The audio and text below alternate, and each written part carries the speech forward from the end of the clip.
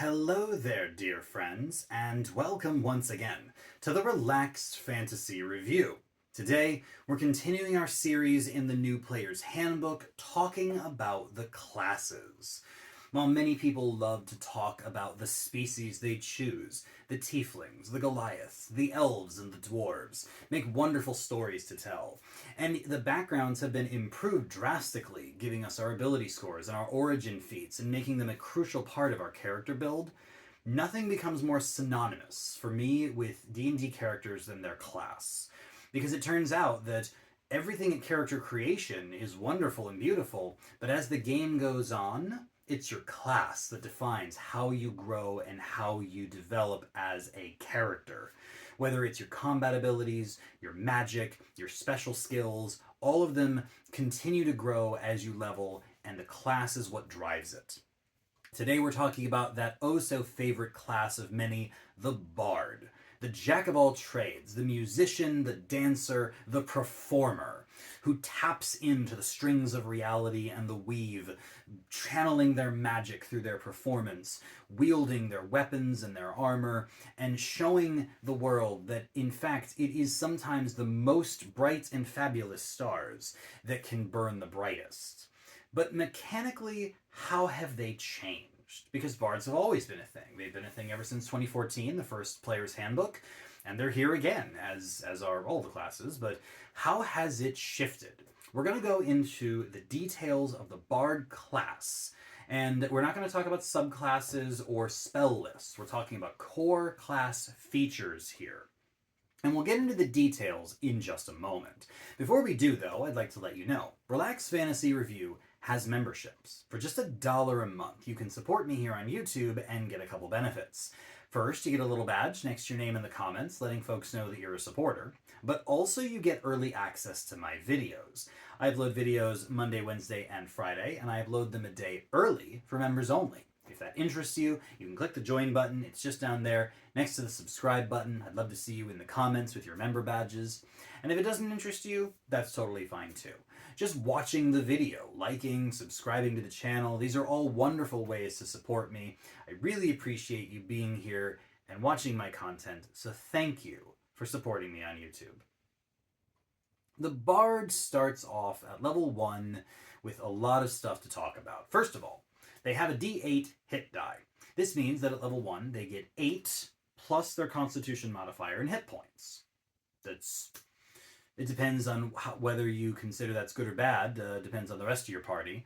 That is of the 4 possible hit dice, it's the third as far as size goes. As you level up, you would roll the D8 and add your Constitution modifier, and that would add to your hit points as you go.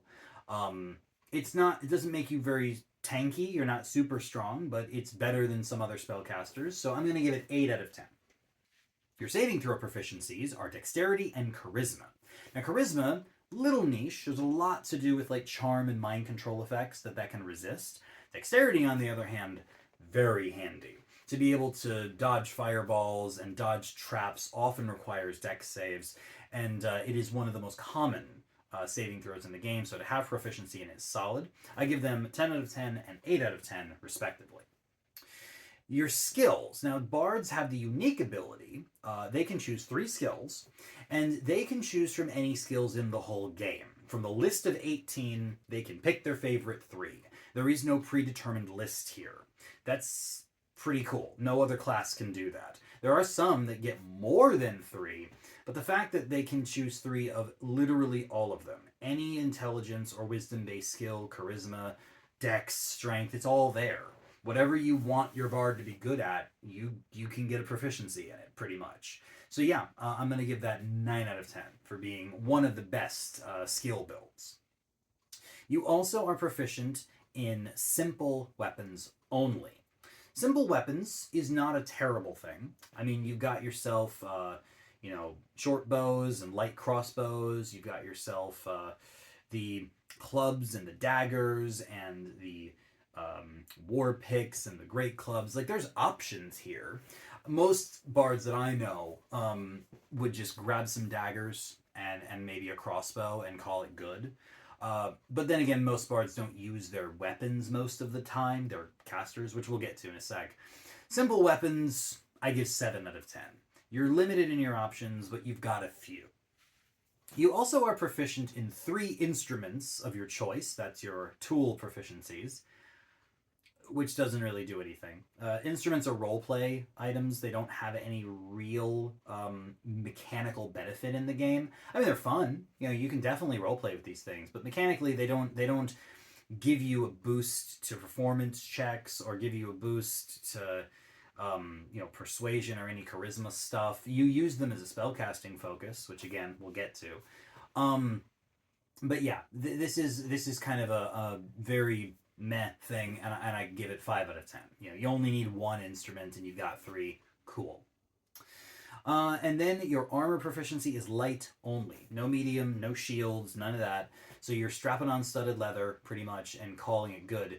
Which means that you want to invest in your dexterity, which most bards do as a secondary stat, but you're never going to be that good of an armor class. Like, even if you max dexterity later in the game, that's 17. So you're never going to be as good as heavy armor. You're never going to be able to put a shield on unless you build for that.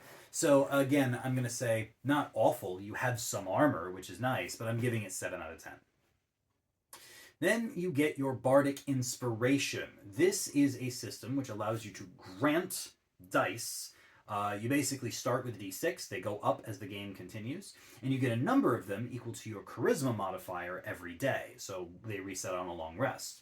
You use a bonus action and you inspire a friend.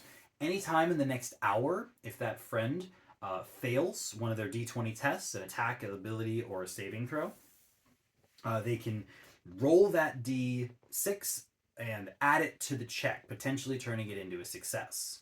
This is very handy. It's usually used on saving throws. That's the most valuable way to use it, in my opinion.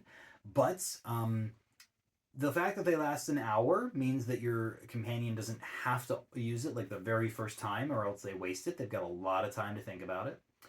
You only get a few, obviously, per day, so you don't want to just throw them out willy-nilly, but I would definitely be thinking who needs to be saved more often and kind of power up that person. I'm going to give this 8 out of 10. It's a very bardic thing. Like, it makes sense that you're singing or giving inspiration to your friends and it's powering them up, but it's limited in its use. And then, of course, as with all casters, at level 1 you get spellcasting. Bards are full spellcasters, going all the way from 1st to 9th level spells throughout the course of the game. They are charisma casters, which I consider one of the best casting stats in the game because it also leans into the social aspect of play, so bards can just pump their charisma, be the masters of social play and the masters of magic. Their spell list is not the strongest in the world. They don't get a lot of offensive spells. It's a lot of control spells, a lot of social spells, a lot of illusion and charm, a lot of that sort of thing. There is some damaging here, though. They do get their cantrips, of course, to lean into. And they are prepared casters, meaning that they choose their... they prepare their spells when they level up. And when they level up, they can swap spells, but they do not get to change them when they rest. There are some classes that get to do that. Bards are not one of them, which does limit their versatility a little bit. But bards are still very, very powerful, and bards that lean into their magic are rarely disappointed. So I give their spellcasting 9 out of 10. I would give it 10 out of 10 if they could change their spells on a long rest, but they can't. So here we are. So that's level 1. That's what you get as a bard at creation. Now let's move on to level 2. Level 2, you get expertise. This grants you double proficiency in 2 skills of your choice. So you pick your 2 favorite skills, and instead of adding a 2 from your proficiency, you add a 4. This continues to scale as you level up. Eventually, when your proficiency bonus is +6, you're adding a +12 on top of your ability score modifier to those skills.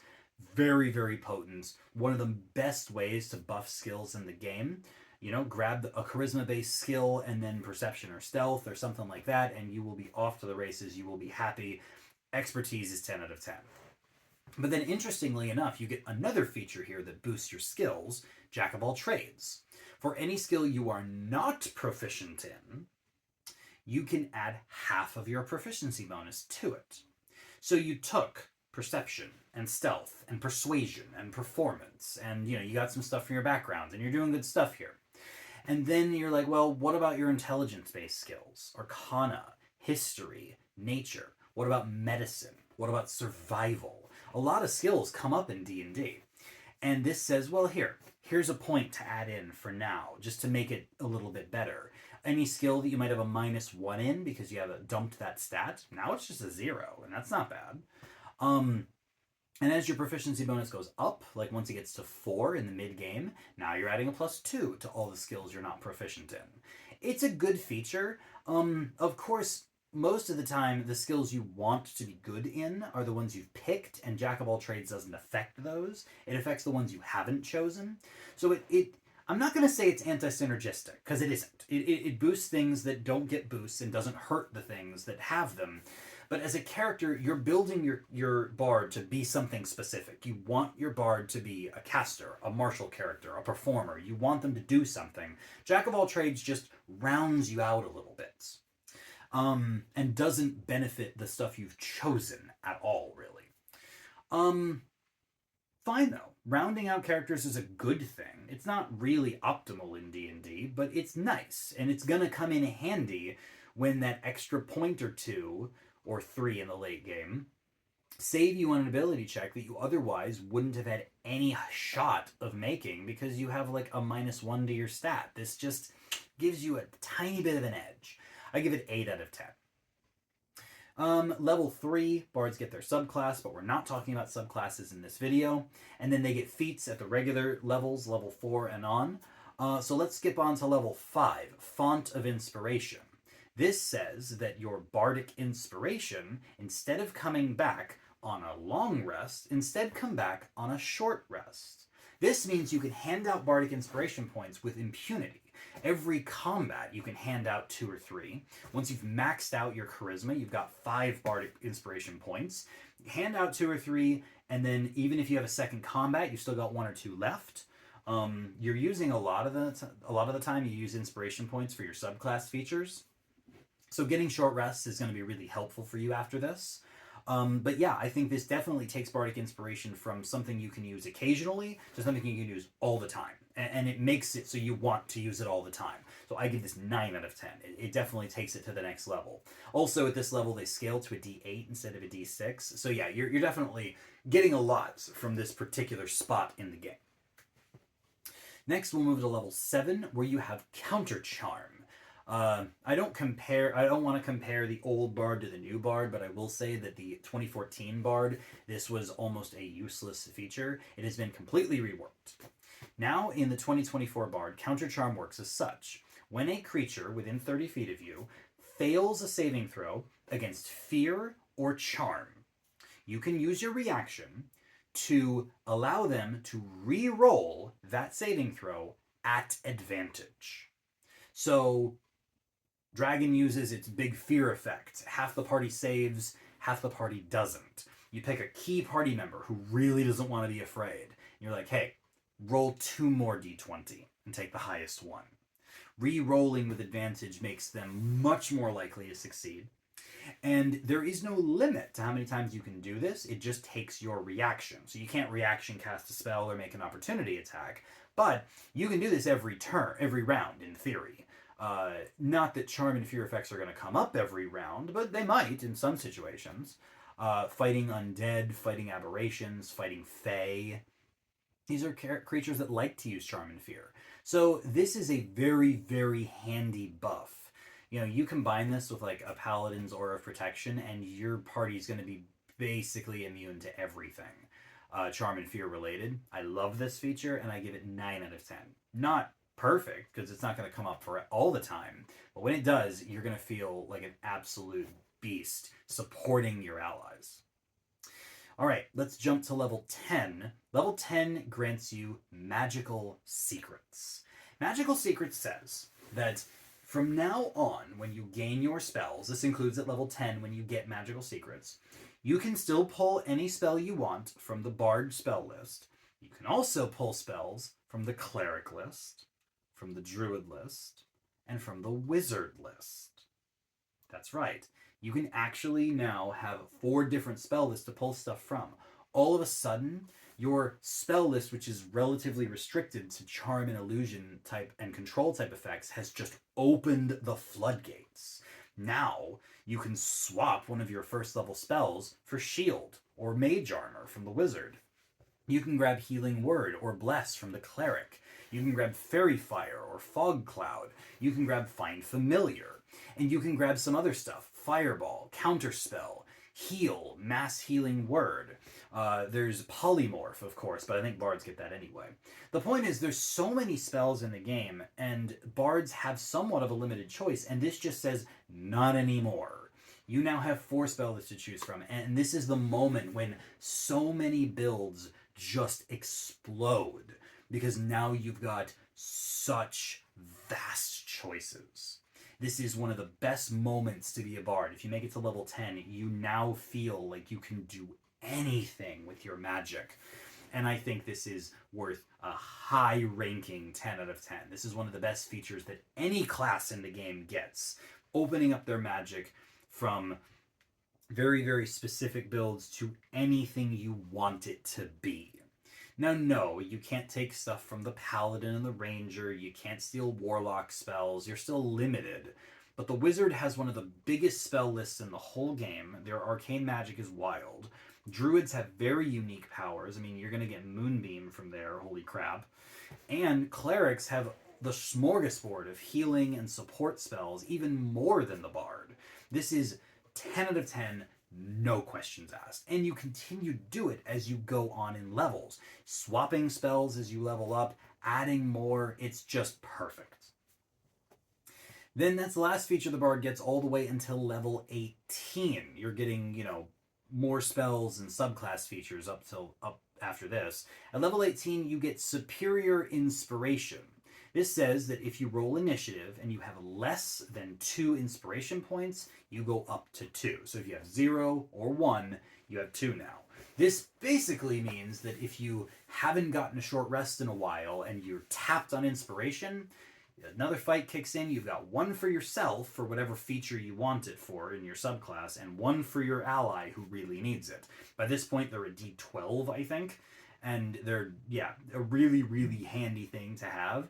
So just, you can be a little more frivolous with your Bardic Inspiration, even more than before.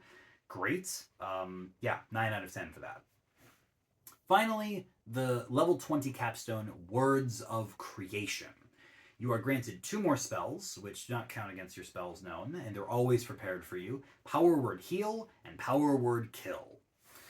These are both good spells. Power Word Heal just instantly regenerates a creature to full hit points and, cures them of a myriad of conditions and such. Basically, it's just a reset button on one of your allies.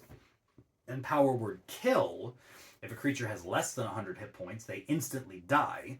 If they don't, they instantly take a crap ton of damage, as the Word of Creation tries to just tear their life force out of them. Now, both of these spells are decent, not incredible, considering they're very high-level spells. What's handy is that Words of Creation actually says that if you target a single creature with one of these spells, you can target a second creature if they're within 10 feet of the first. So you've got 2 powerful enemies, you can Power Word Kill both of them. Nobody else can do that. Like a twin spell sorcerer doesn't work with that. It's a 9th level spell slot, so it wouldn't. And then Power Word Heal means that if you've got 2 frontliners that are about to go down, or one is down and one's about to, you can pop them both back up to full hit points instantly with a single spell. And that's awesome. I think that this takes what were, mediocre high-level spells. I mean, they're very powerful, but they're very high-level. And this means that you actually are going to get much better use out of them than anyone else will. And so, saving some really, really good high-level spells, or making them better than they were, and giving you this double cast thing, and not counting against you. Like, this is all good stuff. I love this capstone. It's not the most powerful capstone, but it works for the bard. It's thematic, very, very strong. I give it 10 out of 10. And yeah, outside of your magic increasing and your subclass features, that's actually it for the bard. Not the most complicated thing. I think the bard is a lot of people's first call because it's so fun. Playing a bard is fun. You get to be dramatic. You get to be oh so extravagant and enthusiastic. You get to role play.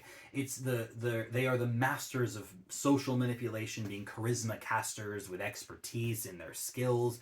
Their bards are famous for being able to just charm their way through anything. It's great.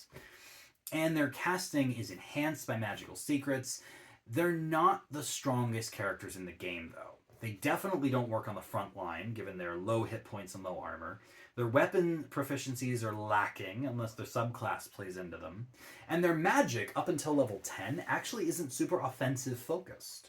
They're not going to do well if they're trying to be damage dealers or tanks of any kind. Oddly enough, the most popular pillar of play, combat, bards are controllers. They are tacticians more than anything else.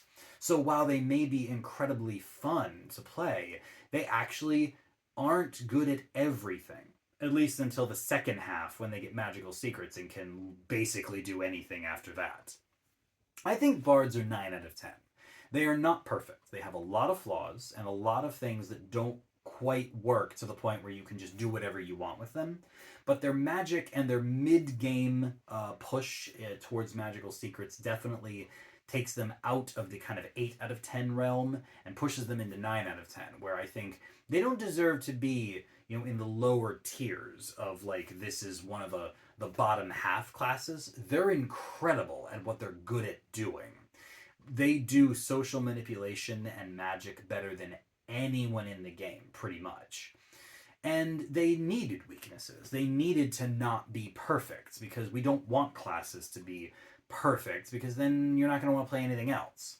And if you like what the bard is selling, you will love playing as one. They are one of the most fun I've had ever playing in D&D. Just make sure you know what you're getting into when you play one. But yeah, 9 out of 10 for the bard. I think that they deserve that. This has been the Relaxed Fantasy Review. If you enjoyed the video, please like and subscribe down below. Have a look for the join button down there, and keep your eyes peeled for more class reviews coming down the line soon.